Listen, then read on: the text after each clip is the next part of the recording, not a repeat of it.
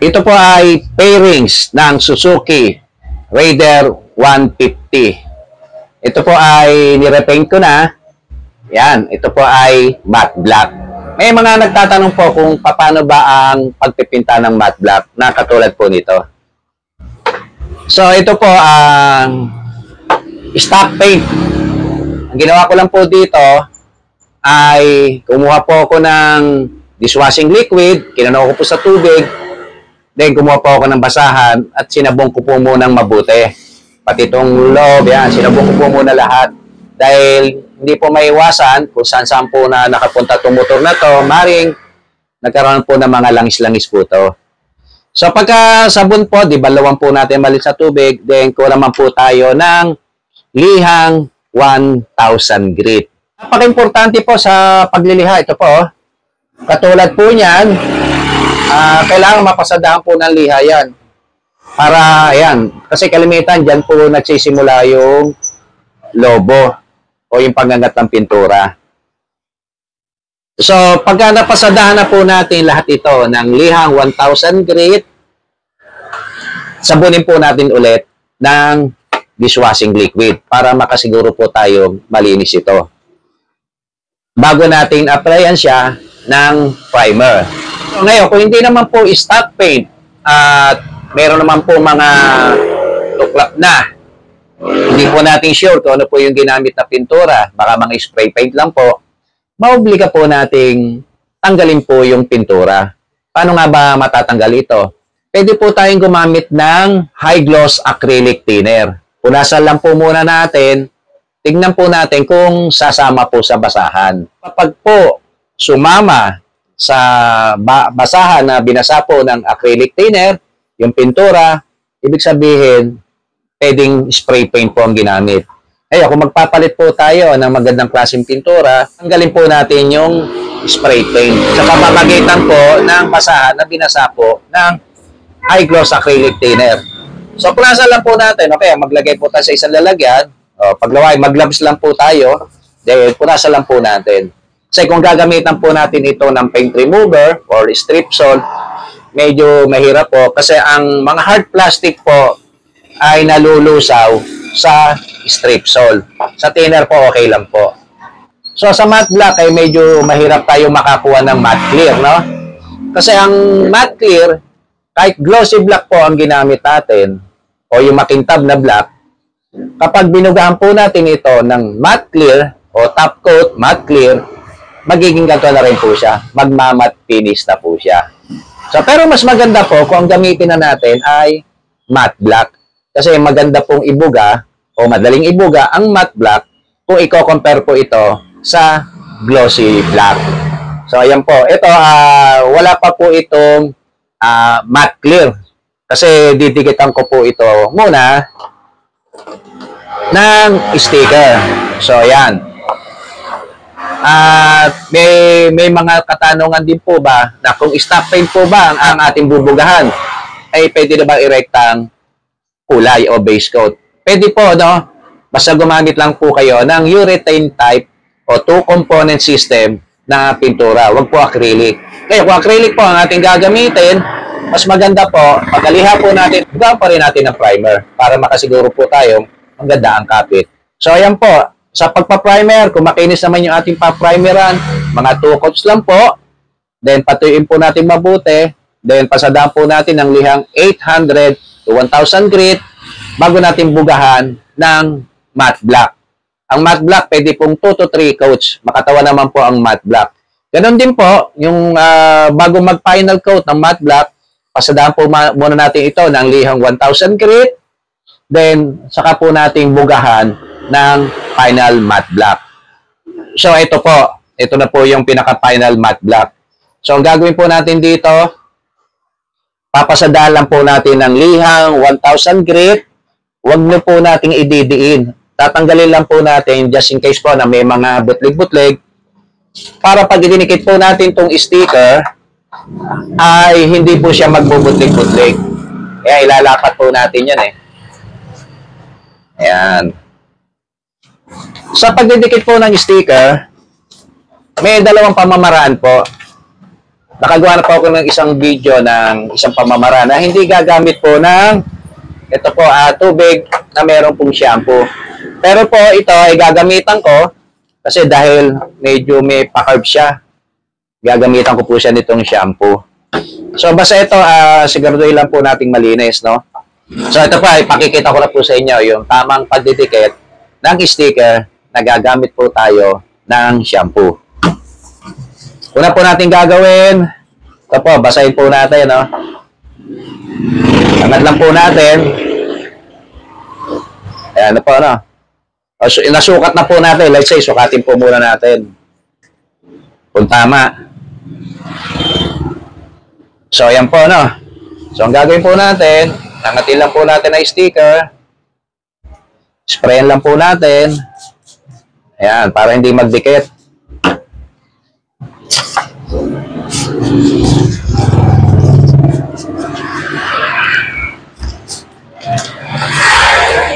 Kasi pag wala po itong shampoo, magdidikit po ito kasi bumabaloktot po yung sticker. So ito po yung pamamaraan. Yung isang pamamaraan ko na hindi na ginagamitan ng shampoo ay mahirap po, no? Lalo pagka hindi po kayo expert. So ito, babasahin din po natin itong pagdidikitan.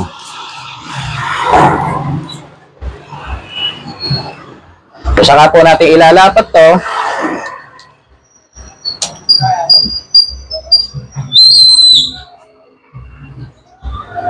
So, pantayin lang po natin.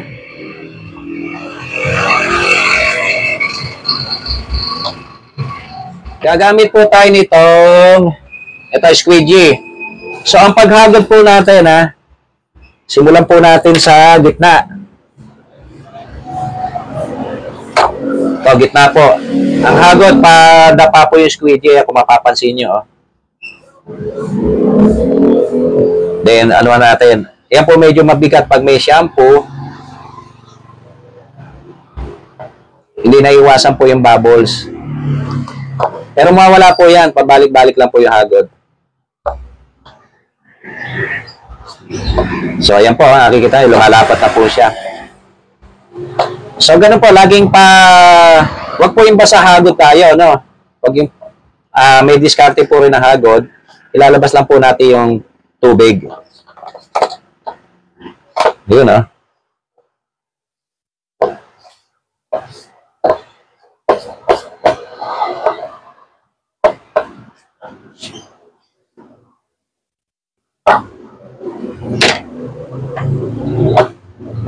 So, ayan, ganyan kadali lang po maglapat ng sticker.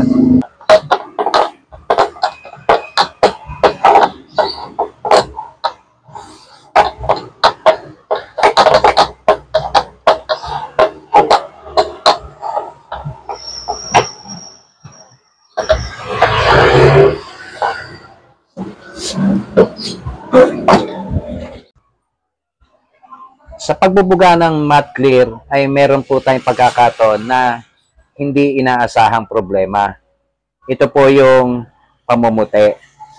Ang matte clear kasi ay kaya minsan mahirap pong makabili dahil bihira na po talaga gumagamit ito dahil yun po talaga ang sakit ng matte clear. Kung may mabibili man po tayong ibang brand, hindi po siya ganong kamat. Medyo may kinta pa rin po kahit papaano. So itong nabili ko, mat na mat siya, kaso mo ang problema ay namumuti siya. So paano ba ang gagawin kung sakaling namumuti po ang matte clear? Gagawin lang po natin dyan ay iinitan lang po natin. Gumamit pa tayo ng heat gun or blower na mainit ang buga ng hangin. Pero may pagkakataon po na kahit ito ay ginamitan na natin ng heat gun or blower, ay hindi pa rin po nawawala ang pamumuti. So dito, isasapalaran na po natin. Wanang napakahirap po, dami po yung sticker. Then talagang hindi na po natin maalis yung pamumuti. So ang pamamaraan na lang po natin pwedeng gawin dito ay bugahan na po natin ito ng glossy. So pakintabi na po natin. Dito ay experiment pa rin tayo kung mawawala yung pagkaputi o yung namumuti kapag ito ay binugahan na ng clear, yung glossy. So dito po, makikita nyo sa video ito, kung effective po ba na yung namuting matte clear ay kayang pakintabin o kayang alisin ang pamumuti kapag ito ay binugahan ng glossy na clear. Ito po, tuloy-tuloy lang po inyong panonood. Dito po ay gagamit na ako ng 2K Top Coat Clear. Ang gagamitin ko po na brand ay Superb. Superb Crystal Clear 2K Top Coat Clear. Glossy po ito. Dito po nating malalaman kung mawawala po yung pamumuti.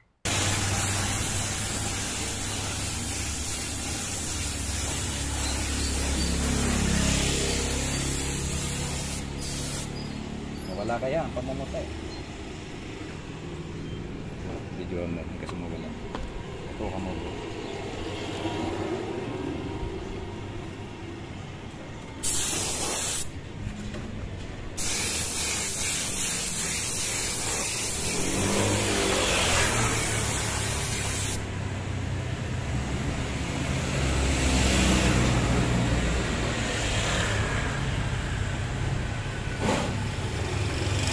Wala pamamutay na.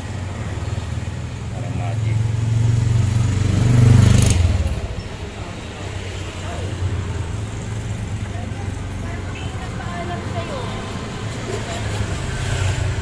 Ito wala na. Ito mamuti pa.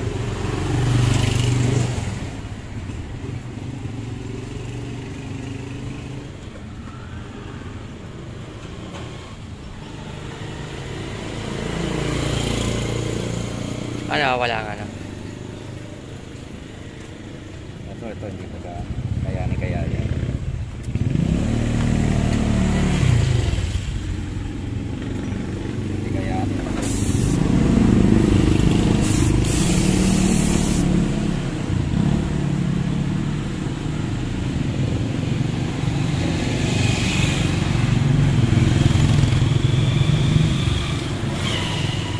Wala.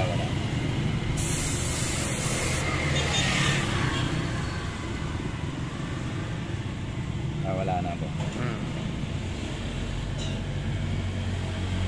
Wala siya.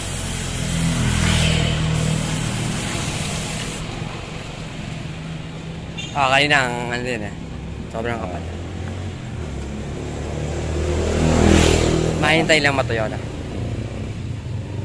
Para makuha lahat.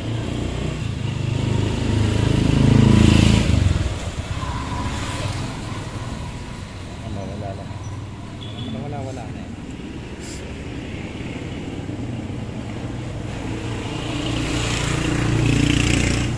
Pag natuyo na.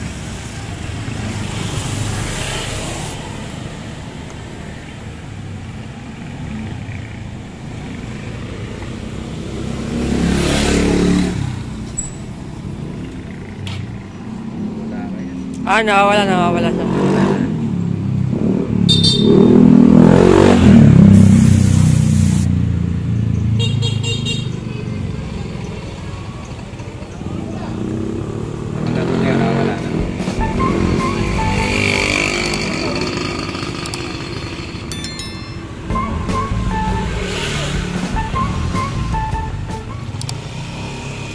Wala po. Nawawala siya.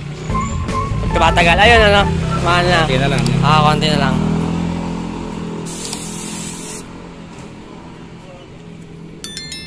Yun. Wala na. Wala na tayo. Yan. Dito, wala na yun. Wala. Perfect dito. Sa sticker nga, no? Yun! Wala na. Nawala.